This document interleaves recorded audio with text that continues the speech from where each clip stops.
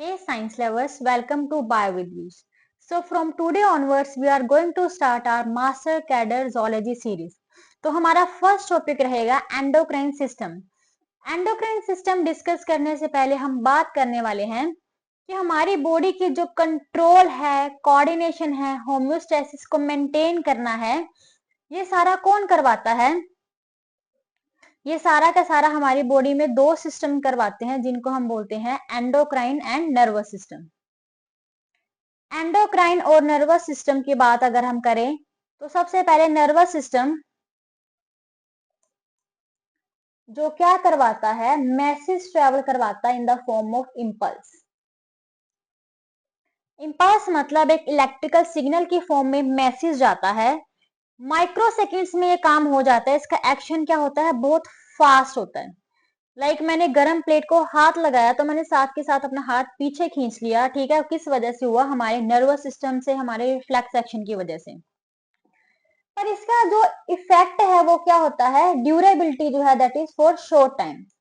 Durability इसकी क्या रहेगी, शॉर्ट टाइम के लिए रहेगी। अगर हम बात करें हमारे एंडोक्राइन सिस्टम की तो उसमें जो मैसेज ट्रेवल करता है या कह लो कोई भी चीज ट्रेवल कर रही है in the form of secretion, ठीक है। केमिकल सिक्रीशंस होती हैं जिनको हम क्या बोलते हैं, हॉर्मोन्स बोलते हैं। हॉर्मोन्स एक्ट करते हैं और इसकी जो ड्यूरेबिलिटी होती है that is for long time, कि थोड़ा स्लो काम करेगा बट इसकी ड्यूरेबिलिटी क्या होगी, लॉन्ग टाइम के लिए होगी। तो जो हमारा ये कंट्रोल, कोऑर्डिनेशन, होमोस्टेसिस मेंटेन कर रहे हैं एंडोक्राइन और नर्वस सिस्टम, इन दोनों को हम कलेक्टिवली क्या बोलते हैं, दैट इज इंटीग्रेटिव सिस्टम, ठीक है। Integrative system.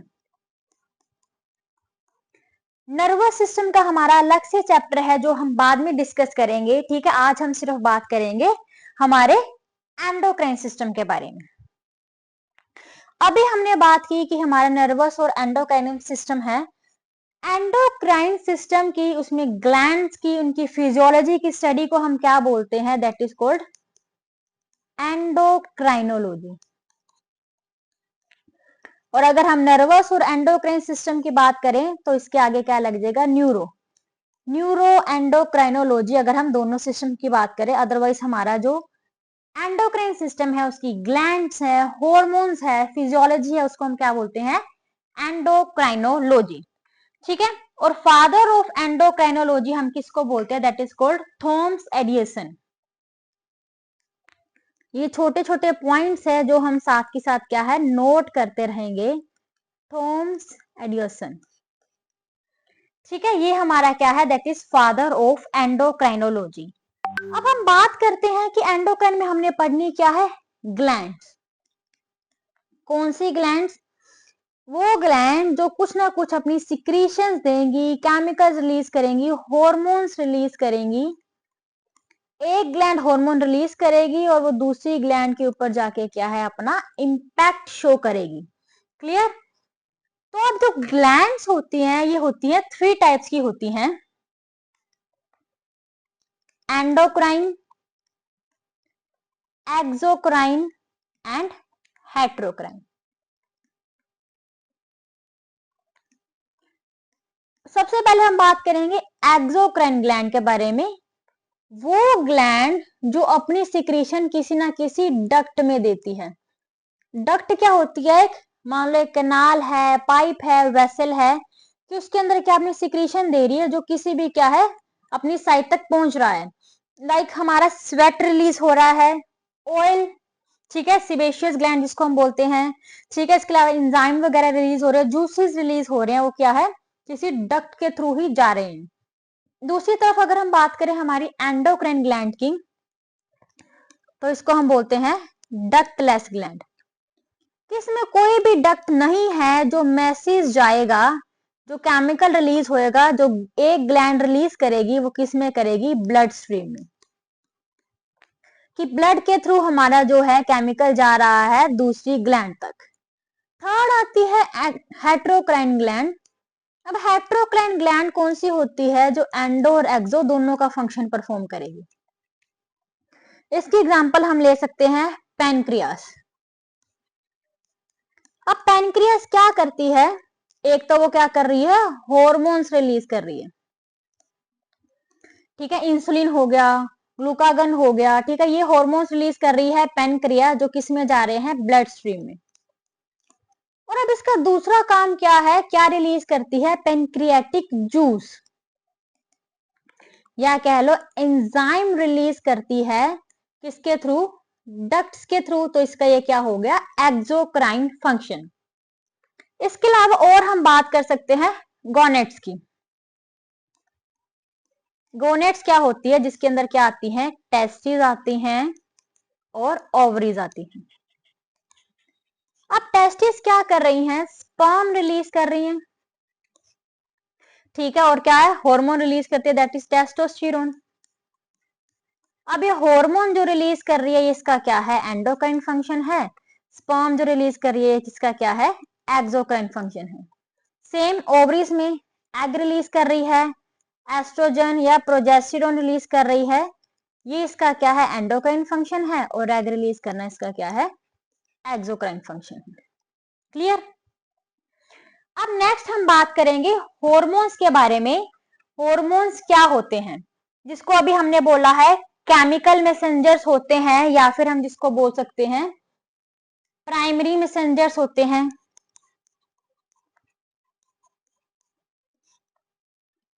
ठीक है, केमिकल मैसेंजर्स जिसको हमने बोला, या कह लो प्राइमरी मैसेंजर्स होते हैं, या फिर जिसको हम बोल सकते हैं हमारे इंफॉर्मेशन के कुछ मॉलिक्यूल्स।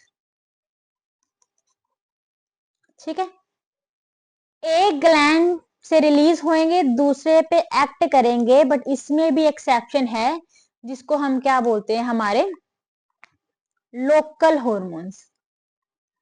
लोकल हॉर्मोन्स वो हॉर्मोन्स होते हैं कि जिस ग्लैंड से रिलीज हो रहे हैं, उसी ग्लैंड पे क्या करेंगे, काम करेंगे, या उसी ऑर्गन पे क्या करेंगे, काम करेंगे।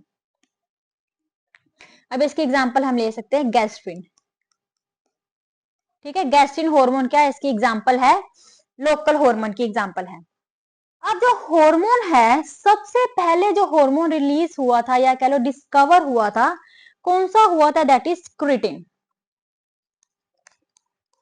सिक्रीटिन हार्मोन सबसे पहले डिस्कवर हुआ था, किया किसने था, बेलिस एंड स्टार्लिंग।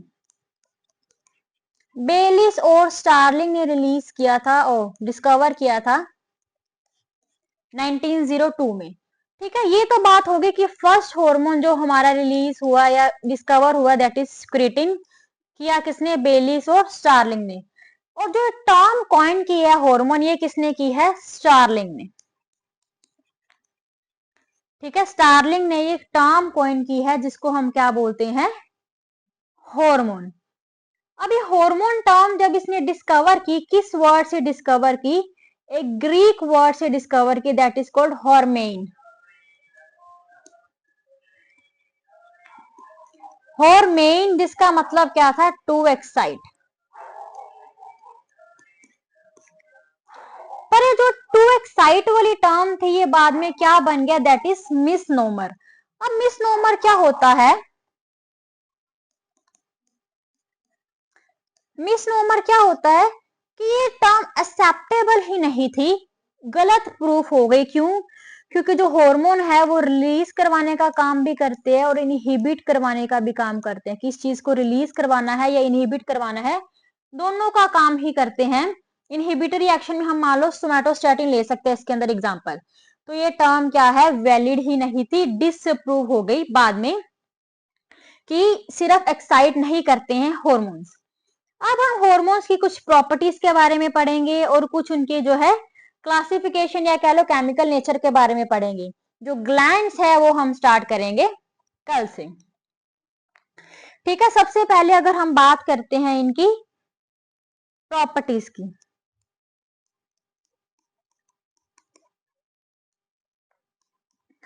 फर्स्ट प्रॉपर्टी क्या है, जो इनका मोलिकुलर वेट है वो क्या होता है, कम होता है। मोलिकुलर वेट क्या है इसका, लेस है।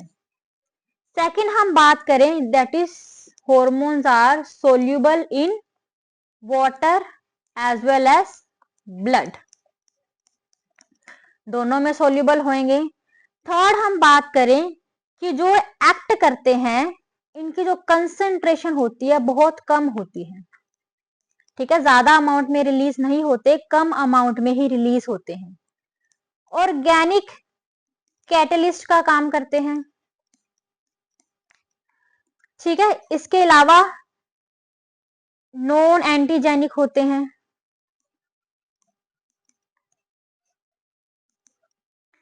और जो लास्ट हम इसकी प्रॉपर्टी डिस्कस करेंगे दैट इज इनका कोई भी क्यूमुलेटिव इफेक्ट नहीं होता, कोई भी इनका एडिशनल इफेक्ट नहीं होता। क्लियर। अब नेक्स्ट हम बात करेंगे जो हॉर्मोन्स है उनकी जो बायोकेमिकल क्लासिफिकेशन है या इनकी काइंड्स है वो क्या है। सबसे पहले हम बात करते हैं हॉर्मोन्स जो है वो फिनोलिक भी होते हैं, फिनोलिक हार्मोन। फिनोलिक हार्मोन का मतलब क्या है, ये डिराइव कहां से होते हैं, अमाइनो एसिड से डिराइव होते हैं। लाइक इसके हम एग्जांपल ले सकते हैं, टायरोसिन से बनते हैं दैट इज थायरोक्सिन, ठीक है, एपिनेफ्रिन और नोरएपिनेफ्रिन, ठीक है। फिनोलिक में है कि अमाइनो एसिड से डिराइव हो रहे हैं, एग्जांपल इनकी है थायरोक्सिन, एपिनेफ्रिन और नोरएपिनेफ्रिन। उसके बाद जो है हम बोलते हैं इनको प्रोटीनेशियस भी होते हैं, प्रोटीन से भी बनते हैं, या कह लो पेप्टाइड हॉर्मोन्स होते हैं, पॉलीपेप्टाइड हॉर्मोन्स होते हैं। इसके अंदर एग्जांपल आगे इसकी ऑक्सीटोसिन, ठीक है, vasopressin, prolactin, insulin, glucagon, relaxin, secretin, ये सारी क्या है प्रोटीन्स के अंदर आती है। इसके अलावा जो हार्मोन है दैट इज ग्लाइकोप्रोटीनेशियस, ग्लाइकोप्रोटीनेशियस, ठीक है। अब इसके अंदर इसकी एग्जांपल आ जाती है FSH, LH, ठीक है। नेक्स्ट है स्टीरॉयड हॉर्मोन्स।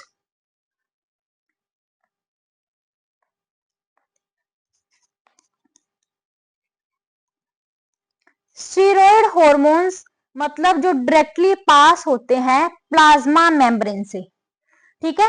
प्लाज्मा मेम्ब्रेन से क्यों डायरेक्टली पास होते हैं, क्योंकि इनकी जो है लिपिड एफिनिटी होती है जो कि क्या है बाइंड कर जाते हैं किसके साथ, रिसेप्टर से,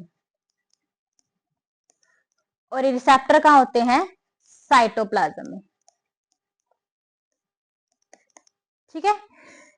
जिसकी वजह से ये काम किसका करते हैं, एक डीएनए की तरह बिहेव करते हैं। जो स्टीरॉयड हॉर्मोन्स होते हैं वो क्या है डायरेक्टली पास करते हैं किससे, प्लाज्मा मेम्ब्रेन से। क्यों, क्योंकि इनकी जो है लिपिड अफिनिटी होती है जिस वजह से रिसेप्टर के साथ बाइंड करते हैं साइटोप्लाज्म में, और किसकी तरह एक्ट करेंगे, डीएनए की तरह एक्ट करेंगे। इसके अंदर एग्जांपल आ गई एस्ट्रोजन, ठीक है, कोर्टिसोल, प्रोजेस्टेरोन, टेस्टोस्टेरोन, ये सारी की सारी एग्जांपल इसके अंदर आ गई। क्लियर। नेक्स्ट हम बात करते हैं एक term that is RIA, radio immuno assay, radio immuno assay. अभी रेडियो इम्यूनो एसे क्या होती है, एक टेक्निक होती है जिससे हम क्या मेजर कर सकते हैं, to measure the hormone, hormone को मेजर कर सकते हैं, ठीक है। इसके अलावा इनके प्रीकर्सर्स को मेजर कर सकते हैं, इनके जो मेटाबॉलिक एंड प्रोडक्ट्स हैं, ठीक है। क्वांटिटेटिवली हम क्या है लिविंग ऑर्गेनिज्म में इन सबको मेजर कर सकते हैं थ्रू रेडियो इम्यूनो एसे। क्लियर। अब कल से हम स्टार्ट करेंगे हमारी जो है ग्लैंड्स के बारे में, ठीक है। उसके अलावा हम साथ साथ कुछ क्या है एमसीक्यूज भी डिस्कस करते जाएंगे। एमसीक्यूज मैं इसके पोस्ट में भेजूंगी जो आपने क्या करने हैं, ट्राई करने हैं। Till then bye bye, take care.